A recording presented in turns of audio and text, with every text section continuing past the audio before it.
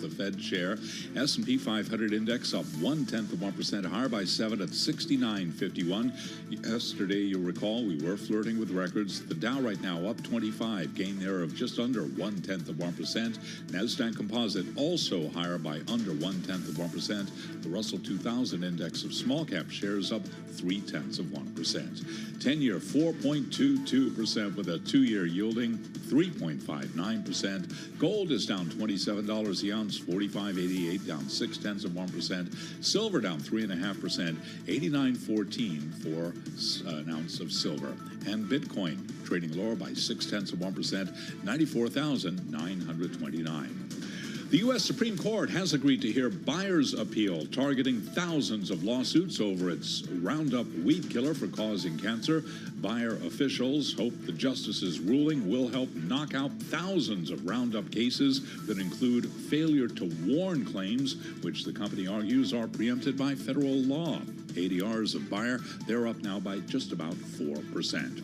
Ryanair CEO Michael O'Leary says he will not consider installing SpaceX's Starlink internet due to fuel costs from the weight and drag of the antenna. Elon Musk responded that O'Leary was misinformed and that Ryanair will lose passengers to other airlines that have signed up for the service. Now, the debate escalated into a brawl with O'Leary calling Musk, quote, an idiot, and Musk calling O'Leary an utter idiot who should lose his job. Ryanair ADRs right now, they're down 0.4%. I'm Charlie Pellet. That is a Bloomberg Business Flash. All right, Charlie, thank you so much. Interesting story today on the Bloomberg. We talk a lot about AI and crypto and other things that are disrupting our world, but there's something that's going on that's really creeping, I feel like, increasingly into our narrative. We're talking about the once distant threat of quantum computing that has prompted one of the most closely followed market strategists to walk away from Bitcoin, underscoring how doubts over the token's security are creeping into mainstream portfolio thinking. And Tim, we're talking about Christopher Wood. He's the global head of equity strategy over at Jefferies, removing a 10% allocation to Bitcoin from his model portfolio. So you do wonder, because of these quantum computing fears, right? Right, that it could undermine the cryptocurrency. So there's that going on. There's some other stuff going on, too. Yeah, also this week, the Senate Banking Committee delaying its discussion of a digital asset bill amid debate over the treatment of stablecoins, with Coinbase Global actually pulling its support for the latest version. Curious what our next guest has to say about this. Maya Vujinovic is CEO of digital assets at the publicly traded microcap FGNX. It's got a microcap of about $126 million. It trades under the ticker FGNX. It's an Ethereum treasury vehicle. It acquires, it stakes, it builds around Ethereum and Ether. She joins us from Miami. What is your position on this market structure bill? Well, first of all, it's a timely question, a very important one, because in the U.S., we are all about innovation. And I think what the rest of the world has seen is that without that innovation, we simply don't progress. So I think what's interesting is that many people don't talk about is, which we've seen in crypto, if you've been in it for a while, is that banks are essentially greedy. And that's okay, because everybody's protecting their own territory, right? And so you're talking about the idea here of the stable coin. It's a big bill, but you're specifically focused on the part where the legality or the allowance of these companies of being allowed to pay as a result of people holding their stable coins on their platforms, right? Offer rewards, if you will. Exactly correct. Okay. Exactly correct. Yield-bearing stablecoin products really compete with deposits, right? And so that's just the bottom line. And so I do think that banks just need time to figure out where they fit into this and how they play the market. Wait, but Maya, at the moment. What is your position on it? Are you supportive of the bill? Because it was a big surprise to see Brian Armstrong pull his support. Of the current bill, no, I'm not. Okay. But I think, of what was proposed until about yesterday, because that actually puts us back, right? And so we need to see something forward. We need to see clarity.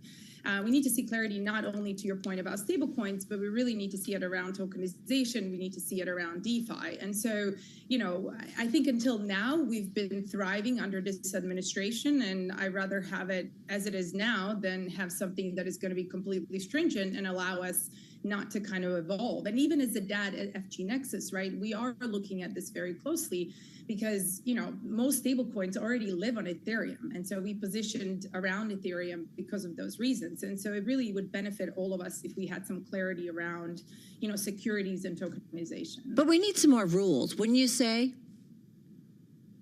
Yeah, absolutely. I do think we need rules. Now, if you've had a bunch of crypto, right, OGs and kind of maybe a purist in that sense, they would say, we don't need rules. We can just operate, all on Bitcoin. Well, that was the original premise, right? This whole idea of being outside the, financial establishment. So it is kind of fascinating to see this is kind of where we're going. And you do wonder, okay, then I don't know, what is it or how does it operate? Yeah, I love this conversation, and I think you guys are really nailing onto something that a lot of people don't talk about. I still think that it's not a thought, right? It's all on chain. Bitcoin still does live outside of the financial system, and so their Lightning network is there. There is a somewhat of a utility to Bitcoin, right? It's also seen as a digital gold. So reality is blockchain is separate, right? You've got Bitcoin blockchain and then you've got other blockchains. And those blockchains are extremely useful, not just for, stable coins and passage of our Genius Act, but really for tokenization and everything else that we can be doing. And even then later for AI, right? And blockchain and AI and what that potentially could do.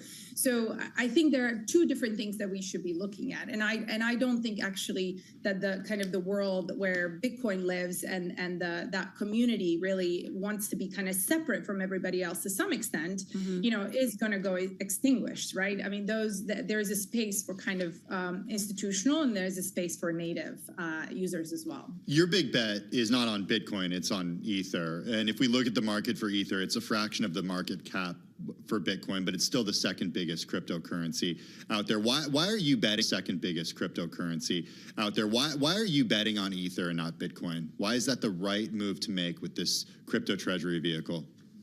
Yeah. Also a great question. Look, I came into a space for Bitcoin, and I'm staying in it because of further evolution of Bitcoin and other coins such as Ethereum. And the reality is most stable coins and DeFi is on Ethereum. That's, you can have other tokens come, you can have Hyperliquid and Solana and others, right? But reality is right now where we see the most adoption is with Ethereum, and where you see most the DeFi liquidity, which by the way ties directly into the market structure bill and the Clarity Act, is really on Ethereum. And so we chose that because it's a DAT. They have to evolve as a business. In early days, I wasn't really much liked for that. But people thought, well, no, this is crazy. You can only be a DAT, and there's only business for DAT.